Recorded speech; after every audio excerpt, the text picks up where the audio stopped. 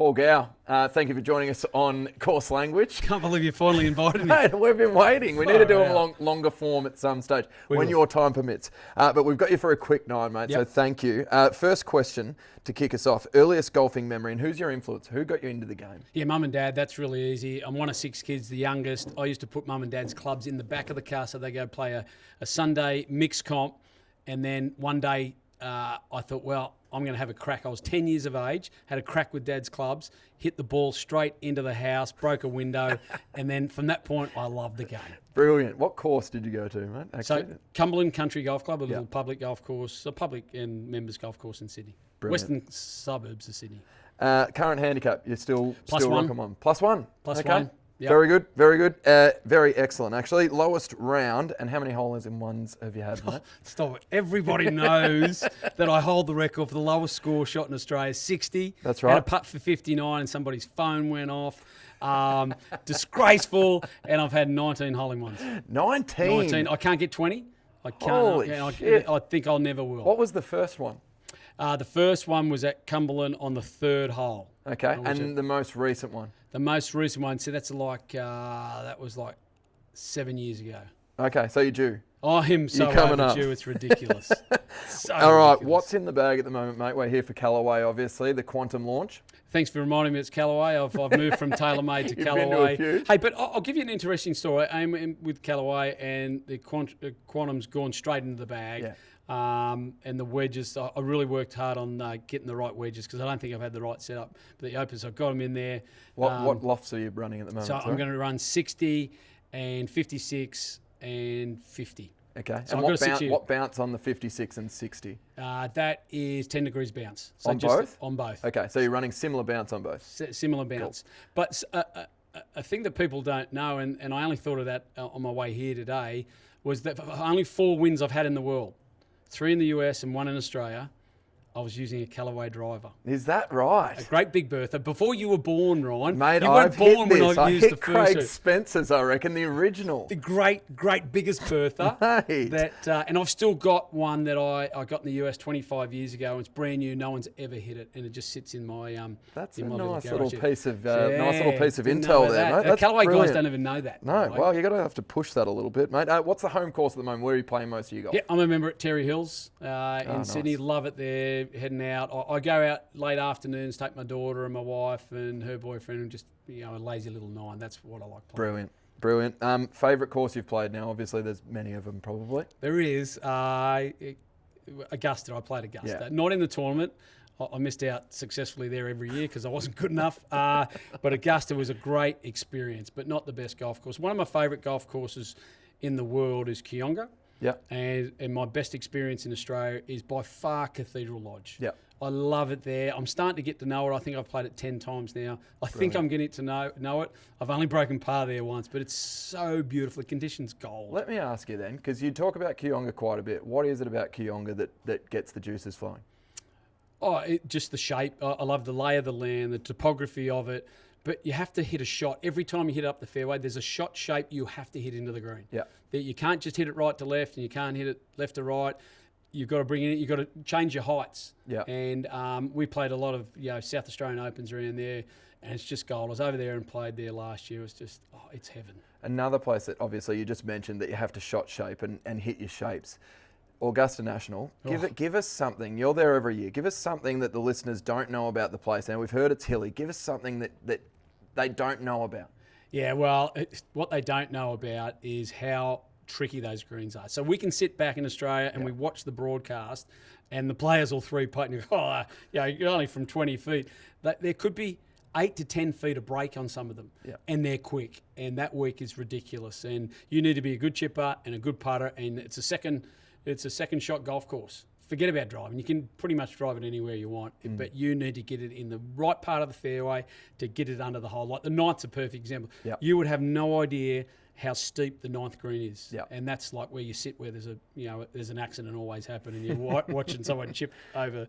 Classic Alistair Mackenzie, isn't it? Right. Look at Royal Melbourne, second shot golf course. Got to be in the right part of the fairways. Well said, brilliant. If you had to pull a club out of your bag at the moment to save your life, what would it be? Yeah, it'd be my 8-iron. Okay. Because I can do many things with the 8-iron. I can hit it full, I can knock it down, I can Pet chip yardage? it. Pet yardage is 135 Beauty. metres. Just a gentle 8-iron. Just a nice 8-iron, and I don't come out of my boots these days. Because when I watch these kids hit an 8-iron, well, you're out in the course, and you see they're hitting an 8-iron 165, some of them 170. crazy. It's just like, are you off your chops? Trying to get the yardages or get the clubs these days is actually really difficult. It is. I'm using that Chrome Tour X am that I. Gowie put me into. Brilliant. And I played with it the other day. I've been sneaky using it for the last month and a half, and wow, that ball flies off the club face. Brilliant. Now, actually, one of the questions we had the other day, Peter Thompson, Greg Norman, whose career would you take? Yada, yada, yada. That was, go back and listen to that if you haven't, but favourite golfer? Like, who did you idolise? Who did you want to mimic? Oh, it's Norman all Yeah. day. Yeah. Norman was it. And then when you get a chance to play with him, like, I've never been so nervous in my life. Tell us about that experience. Yeah, the Australian PGA Championships at Royal Queensland. Like, there's 20,000 people around. I'm playing with him and Greg Chalmers, who's a good mate. And I said to Greg, I'm so nervous. This is Greg Chalmers. He What goes, "You'll be round? right." First round. Yep. And we're out on the 10th tee, and my left leg was shaking. And I'm thinking, far out, I'm not going to be able to hit this shot. And there's all these good. thousands. How good. You're looking down the fairway, and they're 10 deep, and my left leg's I'm like, I'm not going to make contact with this. I'm going to miss it. Did you stripe it? And I absolutely piped it. It's Mate, a weird game. brilliant. And I was 3 under through 13. The Shark was 1 under, and the shoulders were back. Yes. Did you get him? I towed him Of course up. you got him. Towed him up. Mate, 3 people to go on your ultimate golf trip. Who are they and where are you going? Okay, we're going to go to Tararidi because I haven't played there yet. Yep. I'm going to take Ben Doney, a good mate of mine, who's on the golf show with us. I'm going to take Jared Frittberg, another mate of mine, because I want to have fun. Yeah. And these are fun Charlies. So, and the last one, I actually might take my daughter. Love that. Yeah. Awesome. She's 25, just got into the game, and it'd be a great experience to go there. That must be thrilling. That's great. I've got 2 young daughters myself. Could only hope to Yeah. hopefully play with one of them one day if they're interested, or both. She's got a better swing than me, which is not hard. I know that.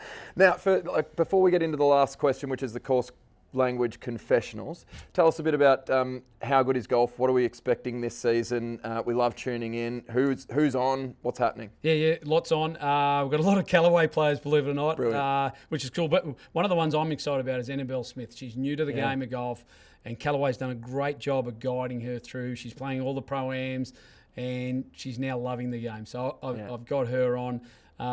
Bunch of footballers on. Who else I've got this? I've got a basketballer, Chris Goulding, who's a Callaway player, and we're working on the rest. I'm hoping to get Bernard Fenning on. Beauty. Been trying to get him on for a couple of years, but yeah, we're all around all different golf courses. We're going to Tassie this year, Great. So that'll be good. 7 Mile Beach and down to Country Club of Tasmania, so that'll be a good one to look at too. But it is everywhere. It's great fun. Like, Awesome. It's not really a job, is it? Well, if you love what you do, mate, we'll all be tuning in. How good is golf? Obviously, you've all heard of it. Yep. Tune in. That's why you're listening to this, mate. I don't know whether there's anybody in the game of golf, especially in Australia, who has more course language confessionals from what I understand about you, mate.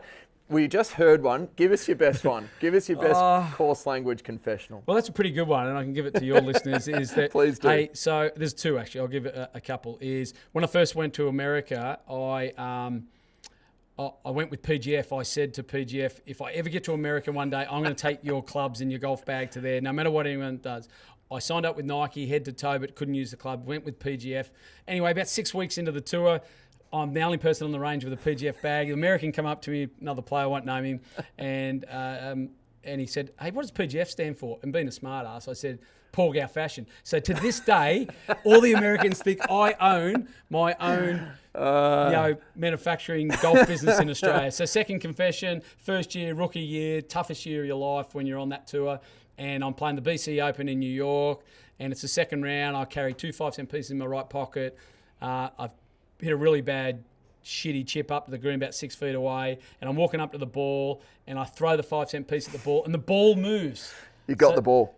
I got the hit it. ball, and I can't throw a cricket ball 20 metres. Throwing- And I've moved the ball, one-shot penalty, got beaten in a playoff by Jeff Sluman. Oh, my Now, do you think God. Jeff Sluman needed the fucking money? No, I needed the money because it was my rookie year, and I was Mate. just trying to keep my card. Get yourself a 5-cent coin if there are any anymore. I got mean, 'em. fucking hell. My mates send them to me all the time. It's ridiculous. Try and do that again, mate. Like you said, you've already tried. I've tried a million. Golf Channel put me on to try to do it, and I couldn't come within a foot. That's how bad I'm at throwing. Mate, But, terrible. absolutely brilliant. Thank you very much. How good is golf? Thanks for joining us on the Course Language podcast. Paul Gow, love all your work in Australia. Thank you, mate. You too, mate. Cheers, brother. See ya. Cool. Cheers, mate.